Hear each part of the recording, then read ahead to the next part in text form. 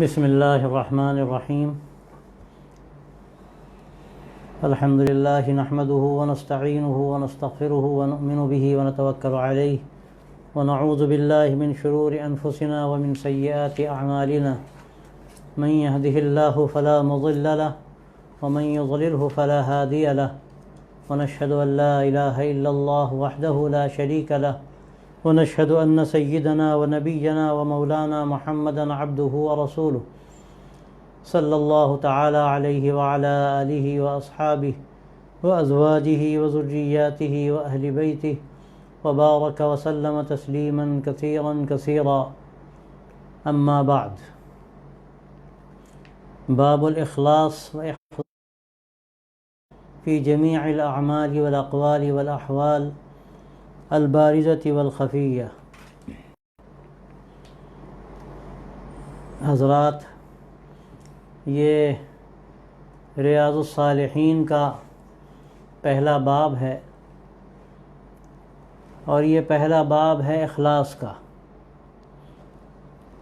اخلاص سے آغاز اس کتاب کا اس لیے کیا گیا ہے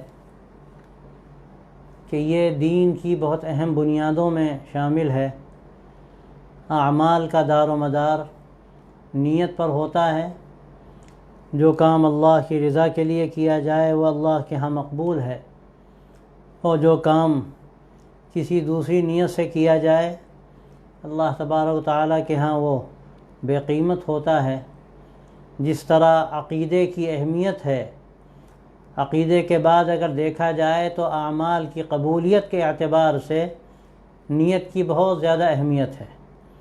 اگر آدمی کا عقیدہ درست نہیں تو اس کا کوئی بھی عمل اللہ کے ہاں معتبر نہیں. شرک کے ساتھ، کفر کے ساتھ اللہ تعالیٰ کسی عمل کو بھی قبول نہیں کرتا. اسی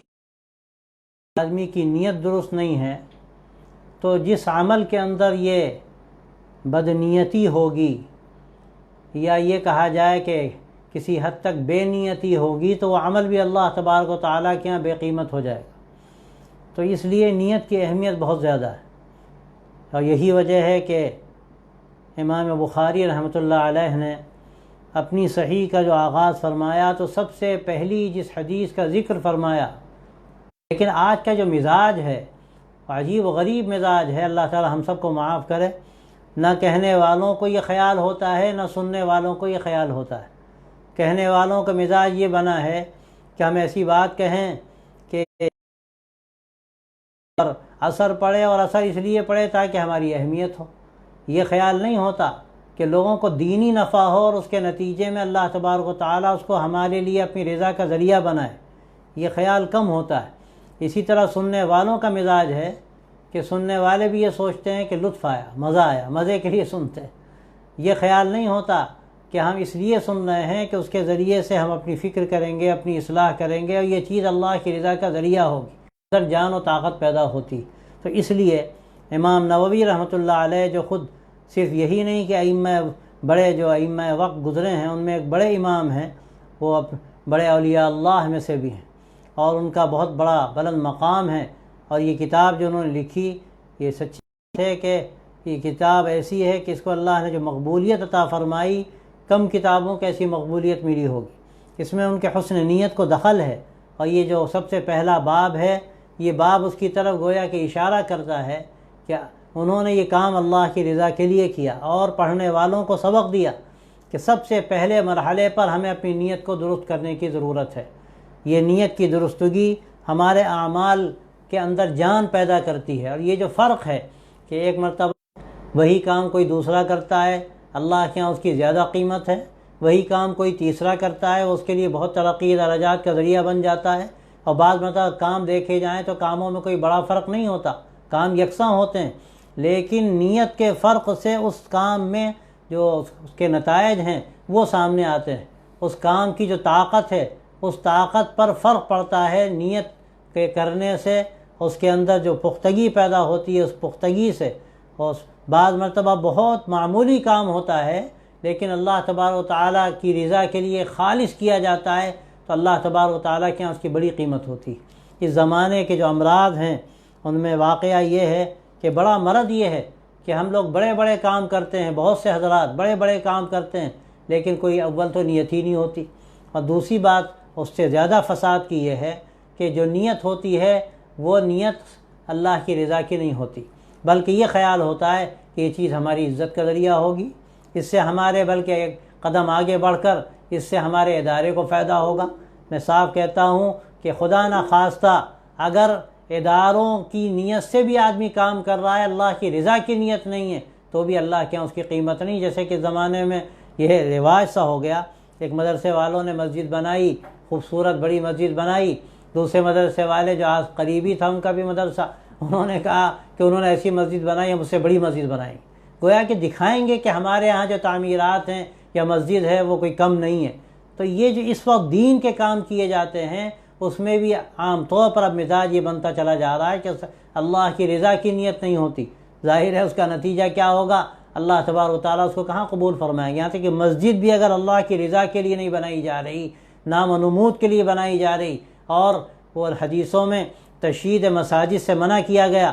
کہ بہت زیادہ اس میں غلو کرنا، بہت پیسے خرچ کرنا اور اس میں مقابلہ آرائی کا جو مزاج ہے اس مزاج کا مظاہرہ کرنا اللہ تبارک و تعالیٰ کو ہرگز یہ پسند نہیں۔ اللہ تو یہ چاہتا ہے کہ اس کی رضا کے لیے کام کیے جائیں۔ تو یہ جو ہمارا مزاج ہے اس مزاج پر توجہ دینے کی ضرورت ہے۔ اس کا نتیجہ یہ ہے کہ کام بڑے بڑے ہوتے ہیں بعض مرتبہ، لیکن نتائج اس کے ہمیں سامنے نظر نہیں آتے۔ جو نتائج نکلنے چاہیے ظاہر میں، جو اللہ تبارک و تعالیٰ کے ہاں آخرت میں جو ملے گا وہ اپنی جگہ پر ہے۔ حقیقت یہ ہے کہ دنیا میں بھی اس کے بعض مرتبہ وہ نتائج نہیں نکلتے جو نکلنے چاہیے۔ ورنہ آپ دیکھیے ایک دور تھا، بڑے بڑے جب ادارے قائم ہوئے، کہ دارالعلوم دیوبند قائم ہوا ایک درخت کے نیچے، یا دارالعلوم مدت العلماء قائم ہوا چند کمروں میں، معمولی کمرے میں نے اپنی آنکھوں سے دیکھے، اب تو ختم ہو گئے وہ اس وقت جو کام کیا گیا اللہ کی رضا کے لیے اور خالص اس وقت جو محنت کی گئی، اس کا نتیجہ یہ نکلا کہ حضرت شیخ الہند پیدا ہوئے، علامہ سید سلیمان ندوی رحمۃ اللہ علیہ پیدا ہوئے، کیسی بڑی بڑی شخصیات پیدا ہوئیں۔ ظاہر ہے کہ اس کے بعد جو توجہ عمارتوں پر ہوئی اور جو ظاہری حسن اختیار کیا گیا، اس میں توسع اختیار کیا گیا، میں اس سے منع نہیں کرتا، ظاہر اس کی اجازت ہے بلکہ اس کی ضرورت بھی پڑتی ہے، لیکن جو اصل مغز کی بات ہے اگر اس مغز کی طرف توجہ نہیں کی جائے گی تو جو نتائج نکلنے چاہیے وہ نتائج نہیں نکلیں گے۔ یہ مسئلہ بڑا اہم ہے، اور یہ نیت کا مسئلہ ایسا ہے کہ آدمی کام کا جب آغاز کر رہا ہے، آغاز کے وقت بھی نیت اپنی درست کرے، یہ پہلی بنیاد ہے، اور اس کے بعد پھر اس کا استحضار ہو، اس کا دھیان ہو۔ یہ نہیں کہ ایک مرتبہ نیت کر لی گئی، کام شروع ہو گیا۔ بعض کام ایسے ہوتے ہیں جو طویل المیعاد ہوتے ہیں، آدمی کام میں لگا ہوا ہے، شیطان راہ کھوٹی کرتا ہے، شیطان بعض مرتبہ درمیان میں نیتوں کے اندر فساد پیدا کرتا ہے، اور اس کے نتیجے میں بعض مرتبہ کام کے اندر جو طاقت ہوتی ہے ابتدا میں آہستہ آہستہ وہ طاقت نکلنے لگتی ہے۔ تو ہمیں اس کا پھر مستقل دھیان کرنے کی ضرورت ہوتی ہے کہ ہم جو کام کر رہے ہیں یہ کام ہمیشہ ہمیں اسی لیے کرنا ہے کہ اللہ تبارک و تعالیٰ راضی ہو۔ علامہ عبدالباری صاحب ندوی رحمۃ اللہ علیہ فیلسوف اسلام ان کو کہا جاتا ہے، اور ان کو اللہ تبارک و تعالیٰ نے بڑی صلاحیتیں عطا فرمائیں، اور پھر اللہ نے ان کو دینی اعتبار سے بڑا مقام عطا فرمایا۔ ان کے بارے میں آتا ہے کہ ایک مرتبہ ندوۃ العلماء میں درس ہو رہا تھا، کبھی کبھی وہ درجوں میں بھی تشریف لاتے تھے، وہ درجے تشریف لائے اور انہوں نے لڑکوں سے پوچھا بتاؤ تم جو تعلیم حاصل کر رہے ہو اس میں تمہارا مقصد کیا ہے، تمہاری نیت کیا ہے؟ تو جو طبعی بات ہے اکثر لڑکوں نے کہا کہ ہم دین کی خدمت کرنا چاہتے ہیں، کسی نے کہا ہم تدریس میں لگنا چاہتے ہیں، کسی نے کچھ کہا۔ مولانا عبدالباری صاحب رحمۃ اللہ علیہ نے فرمایا کہ اگر یہ سب تمہاری نیتیں ہیں تو یہ تو گویا کہ تم نے اپنی نیت کے اندر جو اصل جان ہونی چاہیے، اصل روح و طاقت ہونی چاہیے، تم نے اس کو حاصل کرنے کی کوشش نہیں کی۔ اصل تمہارا جو مقصد ہے اس مقصد کو تمہیں تازہ کرنا چاہیے تھا کہ سارا پڑھنا پڑھانا بنیادی طور پر اس لیے ہے کہ اللہ تبارک و تعالیٰ راضی ہو۔ یہ دین کی خدمت کرنا، مدرسے قائم کرنا، تحریکات چلانا اور دین کے لیے چلنا اور پھرنا، اس کے لیے محنت کرنا، یہ سارے کے سارے یاد رکھو یہ مقاصد نہیں ہیں، یہ وسائل ہیں، اور وسائل اور مقاصد میں جو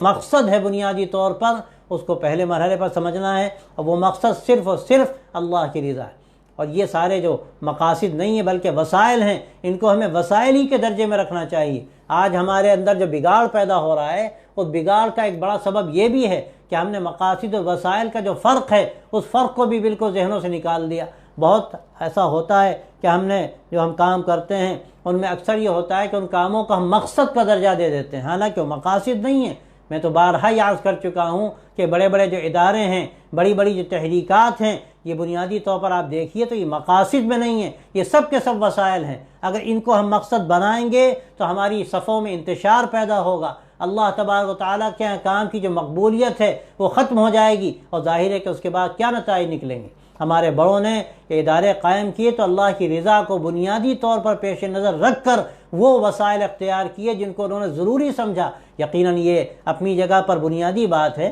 کہ وسائل اختیار کیے جائیں، اور وسائل جہاں جیسی ضرورت ہو حالات کے اعتبار سے، اور ہم جو وہاں کی ضروریات ہوں ضروریات کے اعتبار سے وسائل اختیار کیے جائیں، ان میں تبدیلی بھی کی جا سکتی ہے، ان میں اور جو وہاں کے حالات ہوں اس کے اعتبار سے تغیرات بھی کیے جا سکتے ہیں، لیکن یہ سمجھنا ضروری ہے کہ وسائل میں تبدیلی ہو سکتی ہے، مقصد ایک، مقصد سب کا یہ ہے کہ اللہ تبارک و تعالیٰ راضی ہو۔ تو یہ جو پہلا باب ہے جس میں امام نووی رحمۃ اللہ علیہ نے پوری وضاحت کے ساتھ باب کے اندر اس کی صراحت فرما دی کہ یہ نیت کا استحضار، خالص اللہ کے لیے عمل کرنا، اپنی باتوں میں، اپنے اعمال میں، اپنے ظاہری اعمال میں، اندر کے اعمال میں آدمی اندر جو خیالات لاتا ہے، اندر جو نیتیں عزائم کرتا ہے، اس کے سامنے جو بڑے بڑے ارادے ہوتے ہیں، ان تمام عزائم میں، ان ارادوں میں سب سے پہلے اس بات کو تازہ کرے کہ ہم جو کرنے کا ارادہ کر رہے ہیں، جو ہماری نیتیں ہیں،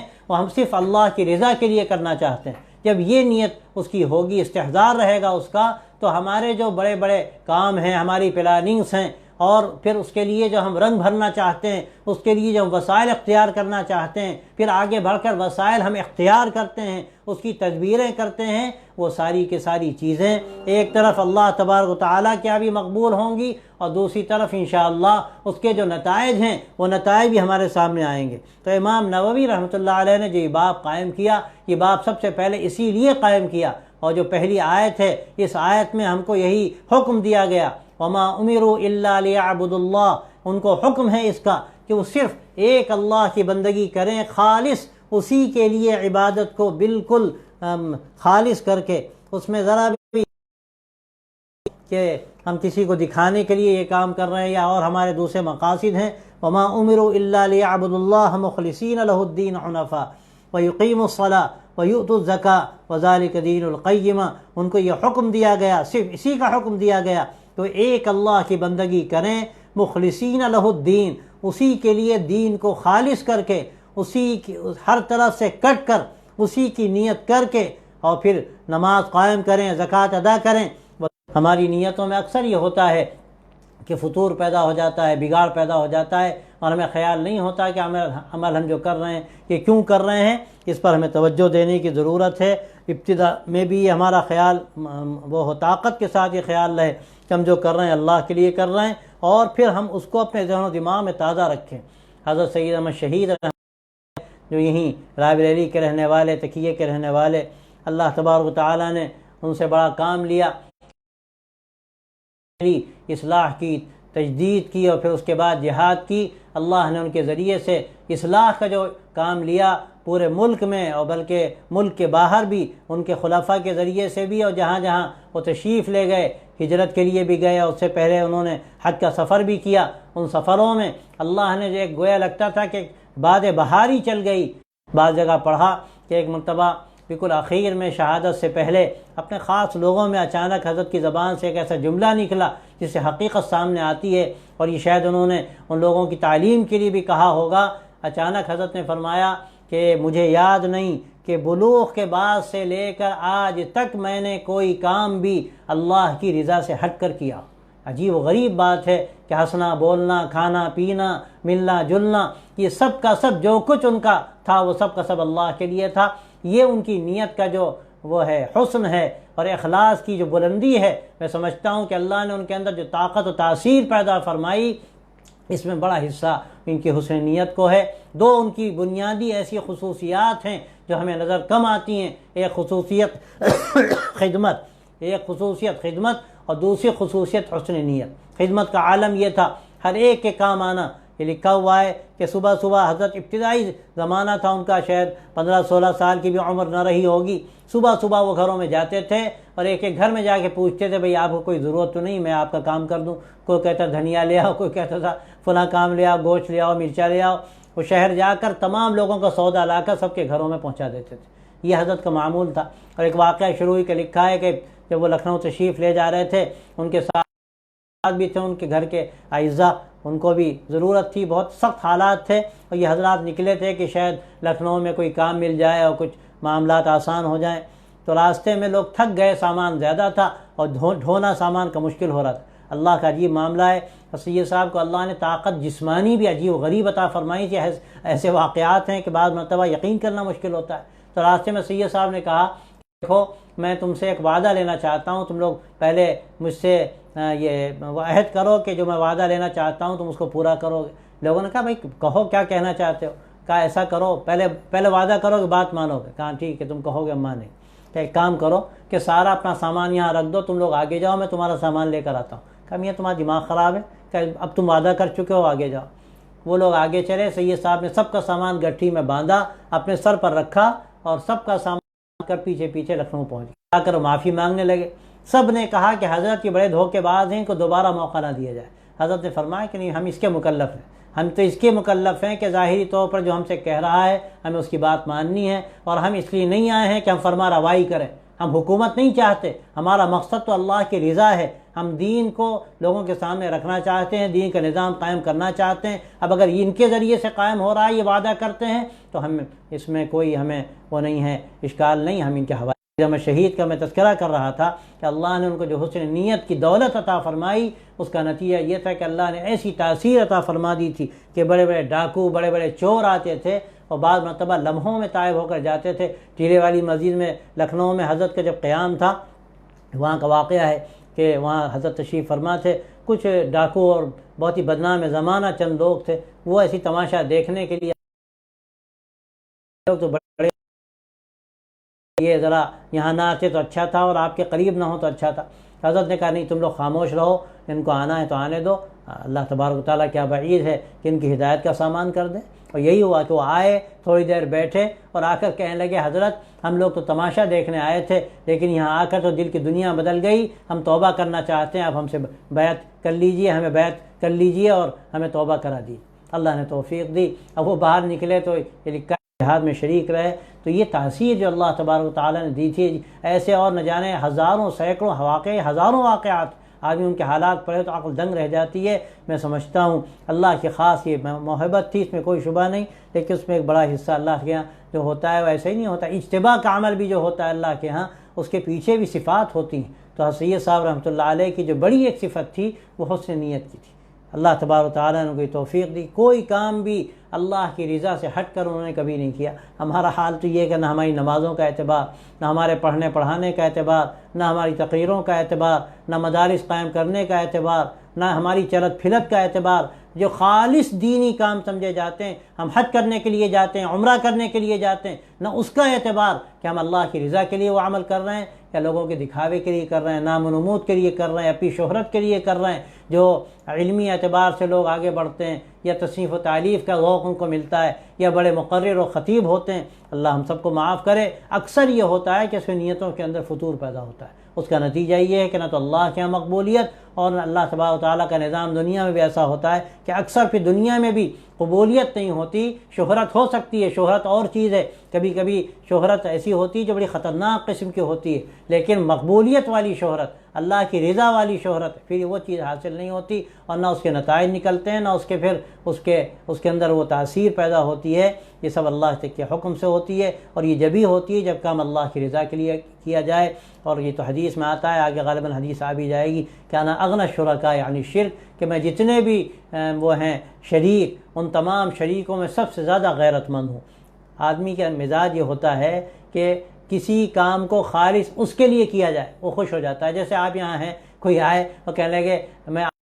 آیا، بڑی آپ سے بہت تعلق ہے، بہت جی چاہ رہا تھا، میں لکھنؤ سے صرف آپ سے ملنے کے لیے آیا. آدمی کو اچھا لگتا ہے کہ محبت ہے، محبت میں ملنے کے لیے آیا. لیکن وہ یہ کہے کہ ہاں وہ شہر میں فلاں کام سے آیا تھا، جی چاہ آپ سے مل لوں، ٹھیک ہے، وہاں شہر سے یہاں تک آیا، لیکن جو بات پہلے آنے والے میں ہے وہ بات دوسرے والے کے اندر نہیں۔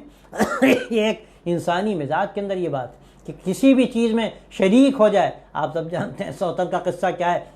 ایک شادی کر لی اور دوسری شادی بھی جائز ہے، اگر کوئی ضرورت ہے اور خاص طور سے اس طرح کا کوئی مسئلہ ہے تو کر سکتا ہے، لیکن کیا ہے ایک مصیبت بن جاتی ہے، پہلی جو بیوی ہے اس کو یہ شرکت گوارا نہیں، یہ انسانی مزاج۔ اللہ فرماتا ہے انا اغنی الشرکاء عن الشرک، میں سب سے زیادہ غیرت مند ہوں، کوئی اگر کام میرے لیے کر رہا ہے اور اس کے ساتھ دوسرے کو بھی شریک کر دیا اس نے تو بس ترکتہ وشرکہ، میں اس کو بھی ایک لات مارتا ہوں، اس کے شرک کو بھی ایک لات مارتا ہوں، میرا کوئی اس سے تعلق نہیں، جائے پھر جس کے نیت سے وہ کام کر رہا ہے، جس کو خوش کرنے کے لیے اسی کو خوش کر لے۔ تو یہ بہت اہم مسئلہ ہے، یہ یہاں پر خاص طور سے یہ شرک جو ہے، یہ شرک خفی جس کو کہتے ہیں، جس کو ریاکاری کہتے ہیں، کہ آدمی جو کام کر رہا ہے اللہ کو راضی کرنے کے لیے نہیں کر رہا ہے بلکہ دوسروں کو دکھانے کے لیے کر رہا ہے، تو اللہ تبارک و تعالیٰ ایسے عمل کو قبول نہیں کرتا، اس کو ایک طرح کا شرک کہا گیا۔ اور یہ ایسا مرض ہے جو عام طور سے ہمارے اندر پیدا ہو گیا ہے۔ ہمارے حضرت مولانا فرماتے تھے، حضرت علی میاں صاحب رحمۃ اللہ علیہ، کہ اس زمانے کا بڑا مرض بے نیتی۔ حضرت فرماتے تھے کہ بدنیتی ہمیشہ نہیں ہوتی، لیکن اکثر یہ ہوتا ہے کہ بے نیتی ہوتی ہے، بڑے سے بڑا کام کرتے ہیں لیکن نیت صحیح نہیں ہوتی، نیت صحیح نہیں ہوتی، یا کہ یہ کہ سچی بات یہ کہ نیت ہوتی ہی نہیں کچھ، بس ایک رواجی طور پر کام ہو جاتا ہے، جیسے دنیا کر رہی ہم نے بھی کر لیا، یہ سوچتا ہی نہیں کہ یہ کتنا بڑا کام تھا، اگر خالص اللہ کی رضا کے لیے کیا جاتا تو اس کے کیسے نتائج نکلتے، اللہ کی ہمیں کیسی خوشنودی حاصل ہوتی۔ تو یہ جو مرض ہے بدنیتی بہت ہی خطرناک چیز ہے، اور اس کے ساتھ بے نیتی یعنی کوئی نیت نہ کرنا، یہ خطرناک چیز ہے۔ اس لیے ہمارے بڑوں نے یہ بات کہی کہ بہتر یہ ہوتا ہے آدمی کوئی کام بھی کرے لمحے کے لیے سوچے کہ ہم یہ کام کیوں کر رہے ہیں، اور اس کے بعد پھر کام کو شروع کرے، پھر جہاں خیال آئے پھر سوچ لے کہ کام تو اللہ کے لیے ہم کر رہے ہیں، تاکہ ہمارا اللہ ہم سے خوش ہو اور ہمیں اس کی خوشنودی وہاں حاصل ہو جائے تو ہمارا بیڑا پار ہو جائے گا۔ یہ نیت ہوگی تو انشاءاللہ سارے کام آسان ہوتے چلے جائیں گے، اور یہ اللہ کا دھیان، اللہ کی رضا کی نیت، یہ ایسی چیز ہے کہ بڑی طاقت، سخت سے سخت حالات میں اگر آدمی اللہ کا دھیان رکھتا ہے، ہر کام اللہ کے لیے کرتا ہے، پھر اس کو پرواہ نہیں ہوتی کہ نتیجہ نکلا کہ نہیں نکلا، دنیا میں نکلے نہ نکلے، ہم نے تو اللہ کے لیے عمل کیا، اللہ راضی ہوگا۔ یہ ہمارے بہت سے جو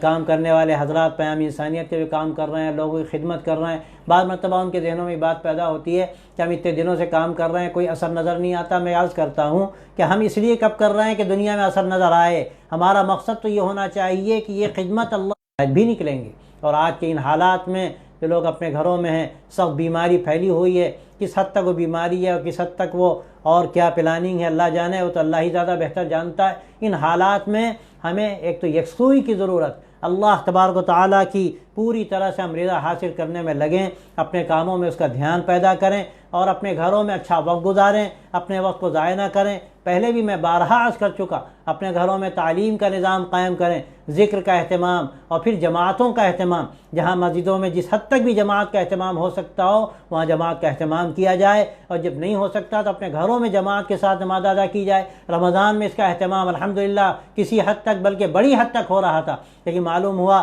کہ رمضان گزرنے کے بعد اب جو ایام ہیں ان کو لوگوں نے خالی سمجھ لیا ہے۔ یہ ایام بعض مرتبہ یہ ذیقات کو شاید خالی کہتے بھی ہیں، اس کو لوگوں نے خالی سمجھ لیا، کیا فرصت ملی رمضان گیا اب بقرعید آئے گی دیکھا جائے گا، حالانکہ مسلمان کبھی خالی نہیں، اس کو اپنی زندگی کو ایسا مربوط منظم کرنا چاہیے کہ وہ جو کرے سوچ کر کرے، اور جو اوقات اللہ نے اس کو بطور نعمت کے فراغت کے عطا فرمائے ہیں یہ تو اللہ کا بڑا فضل ہے۔ تصنیف کرنے والے تصنیف میں لگے ہیں، ذاکرین ذکر میں لگے ہیں، تعلیم والے تعلیم میں لگے ہیں، ہمارے نوجوان اپنے کو سدھارنے میں لگے ہیں، اس فکر میں لگے ہیں کہ کہیں حلقہ مل جائے دین کا اس میں شامل ہو گئے، کہیں موبائل میں اچھی بات مل گئی اس کو سن لیا۔ اپنا ایک امتحان بھی ہے، آزمائش بھی ہے، اور اس کو یہ بھی کہا گیا بعض مرتبہ ایمان والوں کے لیے رحمت بھی ہے، تو کہا گیا کوئی بخار والا ہے، آپ گئے آپ نے عیادت کی اور یہ دعا پڑھ دی کہ لا بأس طہور انشاءاللہ، کوئی حرج کی بات نہیں، انشاءاللہ یہ بخار تو تمہارے لیے پاکی کا ذریعہ بن جائے گا۔